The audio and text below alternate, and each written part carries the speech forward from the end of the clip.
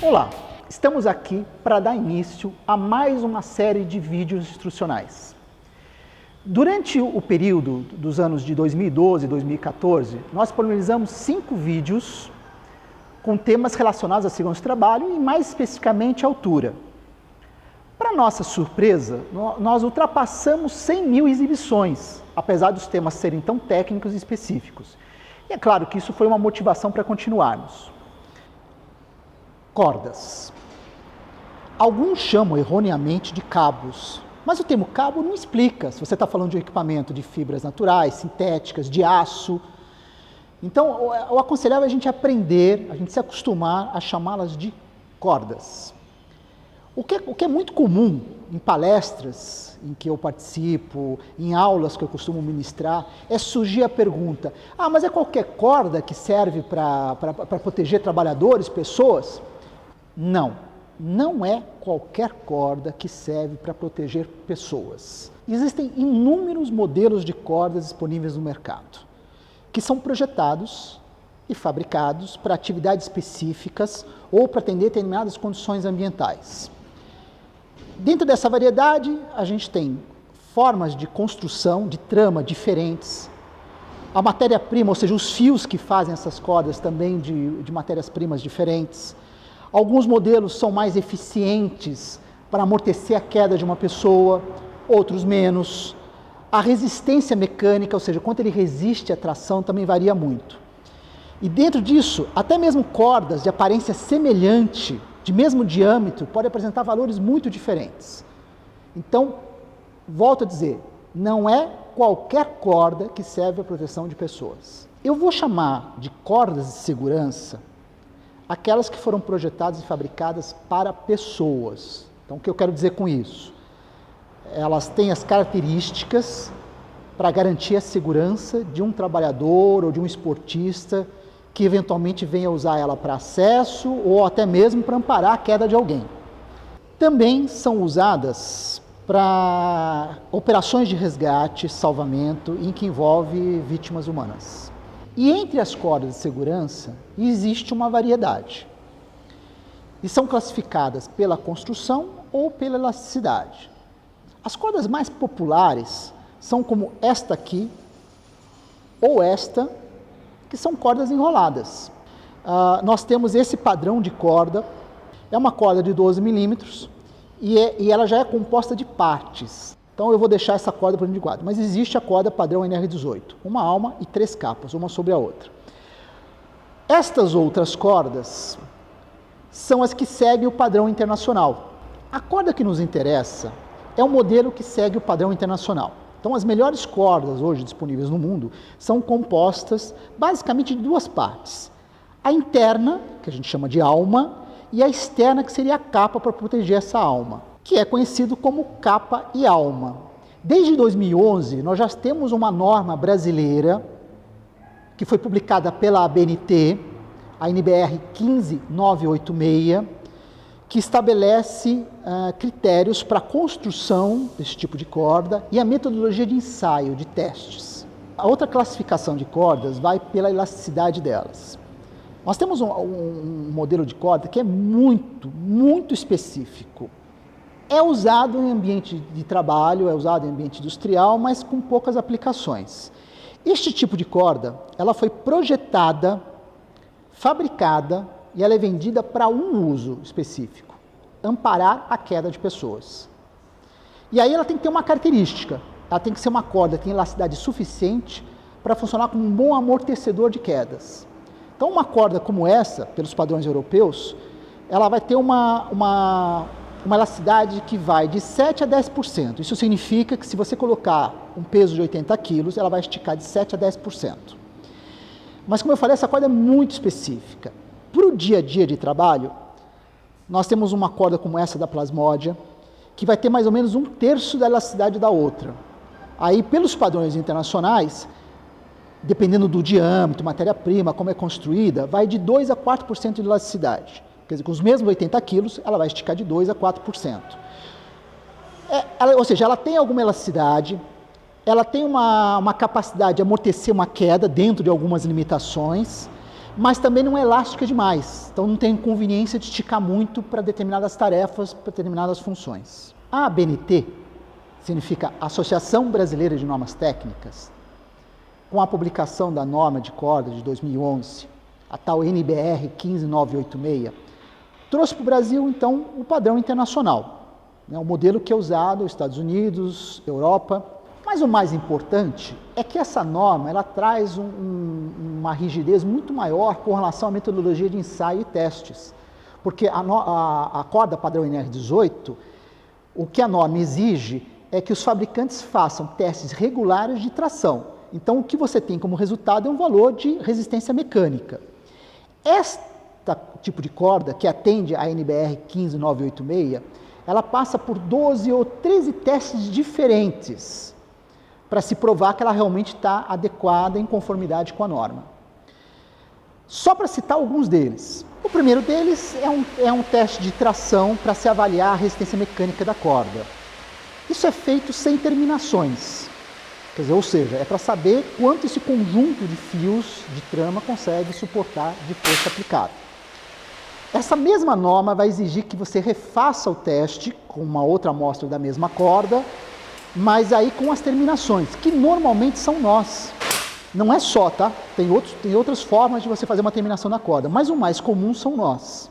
E tem o teste dinâmico, que se constitui de 5 quedas consecutivas, com um fator de queda 1 e uma massa de 100 kg. Para aqueles que não sabem o que é um fator de queda, o 1, acesse o site, o endereço está aqui embaixo da tela, e procure o meu informativo número 6, de 2012, que ele vai explicar as forças envolvidas e tenta, de forma didática, explicar o que é o fator de queda. Se estamos tratando de cordas, inevitavelmente precisamos abordar nós, que é normalmente o que é usado para a terminação das cordas. Se você quer amarrar a corda em um lugar ou conectar alguma coisa na corda, você faz isso através de nós. Existem muitos nós no mundo, né? Marinheiros sabem disso, escoteiros sabem disso, então tem muitos nós para aplicações diferentes ou várias alternativas para resolver o mesmo problema, para o mesmo tipo de aplicação. Mas nesse universo tão grande de nós, alguns poucos, mas poucos mesmo, foram os eleitos para as atividades verticais. E quando eu falo de atividades verticais, eu estou falando de esportes de aventura, como escalada em rocha, escalada em gelo, exploração de cavernas, canyoning, que é a exploração de rios em garganta, trabalho em altura, resgate em ambiente industrial, todos usam praticamente os mesmos nós. Bom, se você tem tantas opções e selecionou poucos, é porque tem critérios claros para isso. E, na verdade, são vários. Então, é uma lista de itens, de critérios que vão ser atendidos para se considerar um nó adequado para as atividades verticais. Eu vou só citar um deles aqui, um dos mais importantes, que é, na seleção dos nós, ter aqueles que influenciam menos na resistência da corda, aqueles que fragilizam menos a corda. Mas aí você vai se perguntar assim, como assim? Né? Olha só, isso aqui é uma linha de pesca, não sei se agora no vídeo vai aparecer para vocês, mas isso daqui é uma linha de pesca, deixa eu ver, ela tem 0,3 milímetros, então é bem fininha. Pode ser que se eu vestir a luva, pode ser que com a própria força da mão eu consiga rompê-la, pode ser, mas não vou tentar fazer isso com a mão nua, porque senão vou rasgar a pele antes de conseguir partir o fio. Mas aprendi com o pescador uma maneira fácil de partir o fio, sem precisar ficar com dente, canivete, tesoura, que é um nozinho. Então ele me ensinou um nó simples, na verdade, mas com 2 voltas. Então, vamos fazer como o mestre ensinou, 2 voltas. Okay? E com esse nozinho fica fácil partir. A má notícia, o que aconteceu com essa linha de pesca, acontece com a nossa corda de segurança. O ponto frágil da corda é o nó. Se vai romper no nó. Lembra que eu falei que pela NBR 15986, aquela norma da BNT, você faz um teste com a corda sem as terminações. No caso desse modelo da Plasmodia, a P48F, a resistência foi um pouco maior que 3.500 kg de força. Bom, como a própria NBR exige, você tem que fazer o teste com a mesma corda, quer dizer, uma outra amostra da mesma corda, mas aí com as terminações. No caso aqui foi usado um nó específico, que é o 8 duplo, os europeus chamam só de 8, os americanos chamam de 8 duplo, para saber com que força a corda se romperia usando o nó. Bom, dá para ver aqui que essa corda foi rompida numa parte do nó, que é o que vai acontecer sempre. E ela rompeu, lembre, ela inicialmente apresentou uma resistência de um pouco mais de 3.500 quilos, sem terminação. Com o nó, ela rompeu com um pouco mais de 2.100 quilos. Ou seja, teve aí uma perda de mais ou menos 40% da resistência da corda. Isso porque é um nó adequado, foi um nó bem feito, e mesmo assim teve essa perda de 40%. Pela literatura internacional, essa perda fica mesmo entre 30% e 40%. E é por esse motivo que as cordas de segurança, ou seja, aquelas feitas para pessoas, precisam ter uma resistência mínima de 2.000 quilos de força. É disto para mais. Não adianta adquirir um equipamento de primeira linha, ou seja, adquirir a melhor corda disponível no mercado brasileiro, se não souber ter cuidados com o equipamento, porque você pode anular todas as características de segurança que ele tem. Então, algumas regras básicas, quando se usa corda e alguns outros equipamentos que são testes feitos de fios, precisam ser obedecidos. Não pisar sobre a corda, não expor desnecessariamente a luz do sol, não expor a fonte de calor, não expor a superfícies que sejam abrasivas, atrito ou cortantes, não expor ao contato com agentes químicos, lavar periodicamente ou sempre quando for necessário, inspecionar antes do uso e armazenar em local fresco, seco e limpo. Num kit para ancoragens, para montagem de linhas de vida, uso de cordas, tem um acessório que é imprescindível, que é o protetor de cordas. Isso aqui é, na verdade, um envelope que você coloca no trecho da corda que vai ter contato com alguma superfície ou algum canto vivo.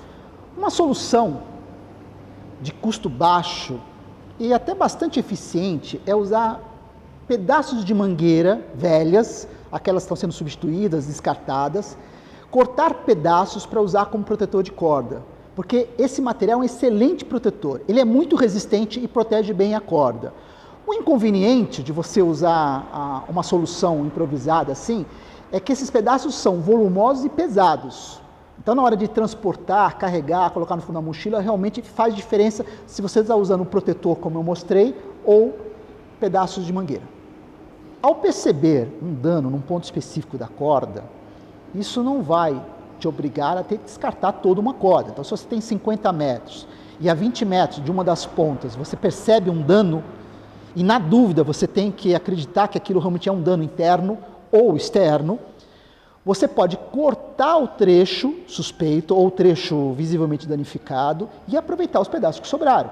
Então, você não precisa jogar 50 metros de corda fora, você vai ficar com um pedaço de 20 e um pedaço de 30. O importante é eliminar aquele trecho suspeito de um dano ou que visivelmente tem um dano. Só que cortar a corda não é simplesmente pegar uma lâmina e passar. Por quê? Porque uma corda, na verdade, é uma trama de fios.